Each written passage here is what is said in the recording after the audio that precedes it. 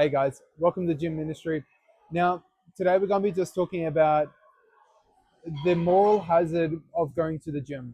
Now, there is a moral hazard to going to the gym, and you might think to yourself, like, how could that be so? Going to the gym is good for your health. You get fitter, you can get stronger.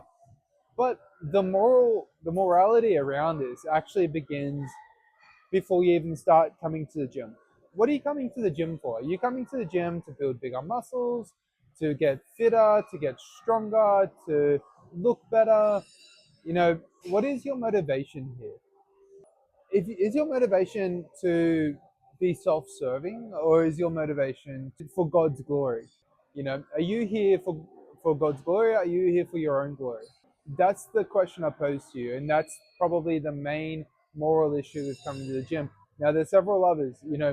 Like there's a lot of women around the gym, and they're dressing provocatively, and that can be very, very difficult for a lot of guys.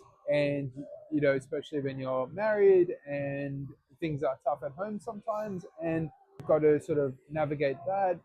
And there's other things around the gym too, drug related stuff around the gym. So there's some moral hurdles around the gym. The main one that I want to talk about is, what's your motivation? Are you here for yourself? Are you here to build bigger muscles to impress other people? Or are you here for God? Now, I would dare say that, you know, you might want to build bigger muscles and you might want to get fitter, stronger, but it shouldn't be for your glory. It should be for God's glory.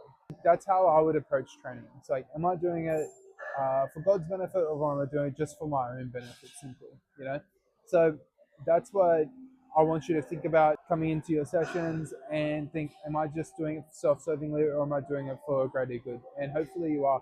And if not, then hopefully you start thinking about that way. It's a much better motivation than thinking in a self-serving kind of way. If you think that I'm going to be doing this for God, that's way more motivating than thinking I'm going to get bigger biceps. And once you got bigger biceps, you'll figure out that that's not a big deal, and then the motivation will flip away. Or you won't get the bigger biceps, but just on the way to getting them, you think this isn't worth just getting bigger biceps. But if you think to yourself, I'm doing this to serve God better, then you'll train with greater sincerity, and you'll train for a greater good. A good way to get every session started is to give our thanks and glory to God.